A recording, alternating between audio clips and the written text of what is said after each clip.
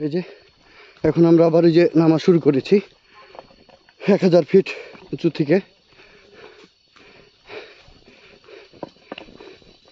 আমরা রিটার্ন আসছি, আমাদের যাইতে 1 ঘন্টা 17 মিনিট টাইম লাগছে এইভাবেই। এখন রিটার্ন করছি, রিটার্ন করতে যতটুকু সময় লাগে মনে করছি যে রিটার্ন করতে যাইতে 1 ঘন্টা 17 মিনিট লাগলে 1 ঘন্টার মধ্যে ইনশাল্লাহ আমরা চলে যেতে পারবো, যেহেতু আগের চাইতে এখন গতিটা বেশি এবং নামতে হচ্ছে। উঠলাম, ওখানে উঠতেই 13 থেকে 14 মিনিট সময় লাগছে। এখন আবার এই যে মোটামুটি এইটা সমতল, আবার সামনে এই যে আবার উঠবো, এই যে এই জায়গাটা আবার উঠানো শুরু, আবার নামবো, আবার উঠবো, এইভাবেই 16টা টিলা, 16টা পাহাড় বলা যায় এগুলোকে। 16টা পাহাড় অতিক্রম করে গেছিলাম, আবার আসছি।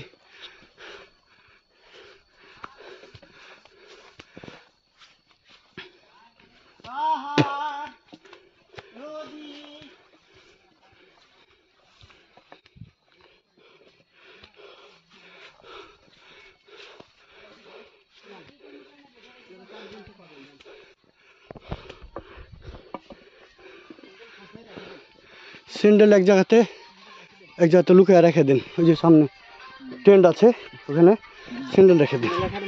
হ্যাঁ, কেউ নেওয়ার নাই।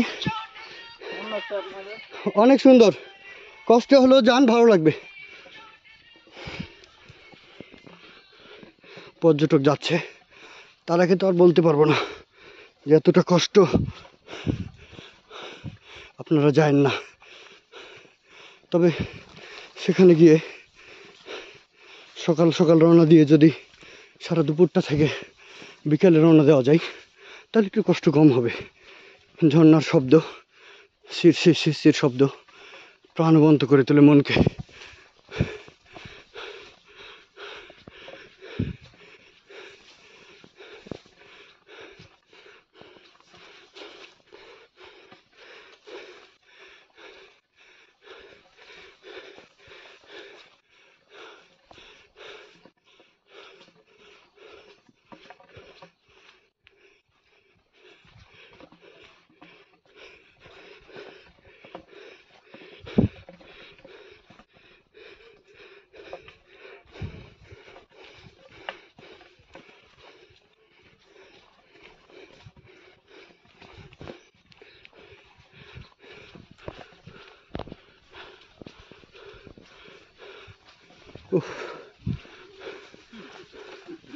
পর্যটক যাচ্ছে,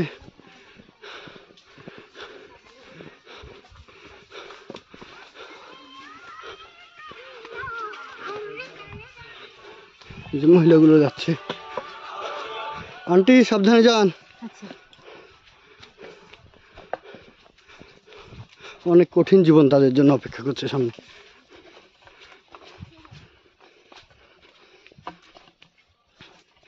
আমরা একটু তাড়াতাড়ি করছি, হ্যাঁ, কারণ আমরা শ্রীমঙ্গলের দর্শনীয় জায়গাগুলো দেখব, আবার সন্ধ্যার গাড়ি আছে, গাড়িতে করে আবার রিটার্ন যাওয়া লাগবে, যে কারণে আমরা একটু তাড়াহুড়ো করছি।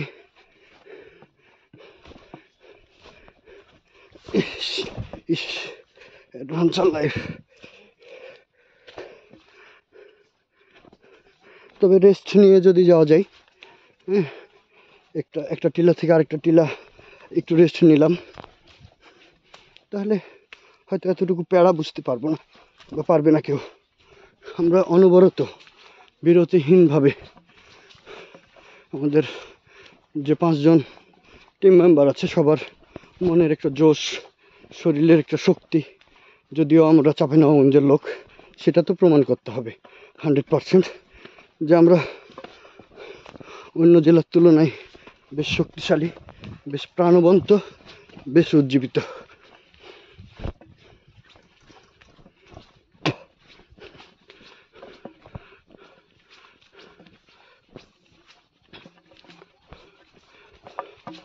চলছে অবিরাম। এই যে আবার সামনে নামছি, আবার উঠতে হবে এই সামনে।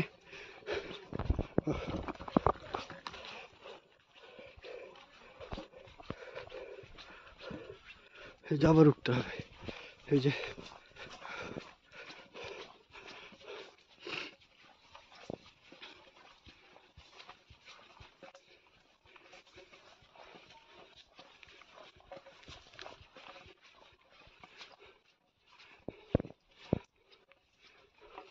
একটা গাছ পড়ে আছে, রাস্তার উপরে গাছ পড়ে আছে। আমরা 12টা 3 রওনা দিয়েছি, এখন 12টা 33। অলরেডি আধা ঘন্টা এভাবেই হাঁটছি। এবং যদি লক্ষ্য করেন যে আমরা আস্তে হাঁটছি তা না, অনেক জোরে জোরে হাঁটছি। কিন্তু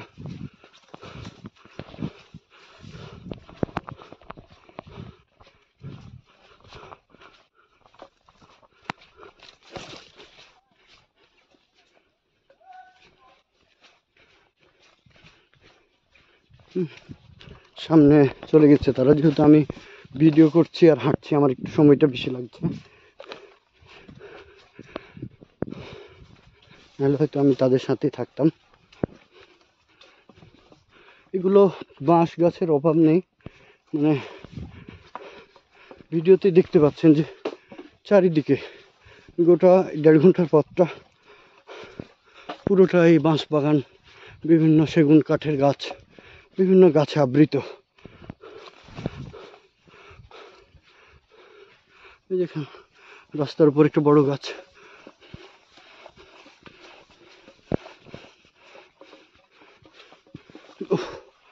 আল্লাহু আকবার।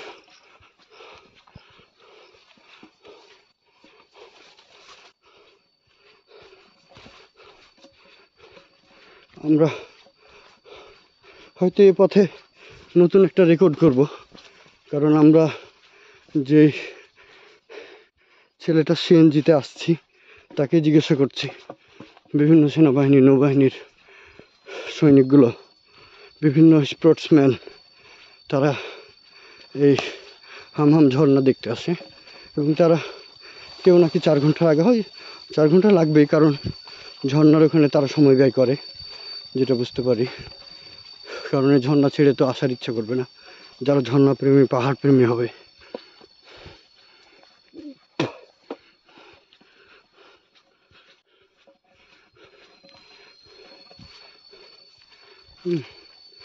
সেহেতু তারা হয়তো সেখানে 1 ঘন্টা সময় কাটাবে, কিন্তু আমরা তো আর সময়, আমরা 20 মিনিট সময় দিছিলাম, গোসল করছি, ফটো সেশন করেছি। এই যে দেখেন, দেখতে পাচ্ছেন হয়তো, কোনো কিছু দেখা যাচ্ছে না বাঁশ ছাড়া, একদম এটা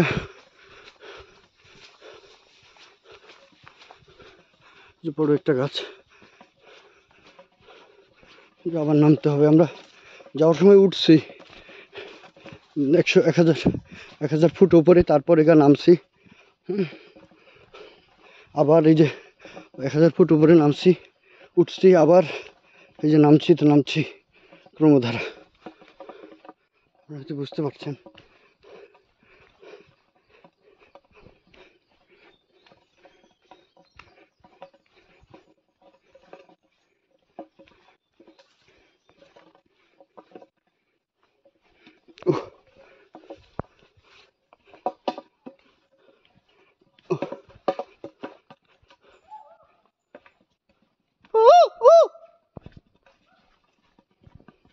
এগুলো পাহাড়িদের শব্দ। আমরা সংকেত নিচ্ছি যে সামনে কত দূরে কে আছে, তারাও ওখান থেকে শব্দ করলো।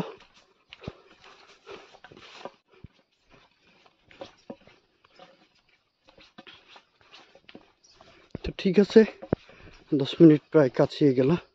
আবার আমরা আরেকটা টিলা নামবো, তখন ভিডিও দেখাবো।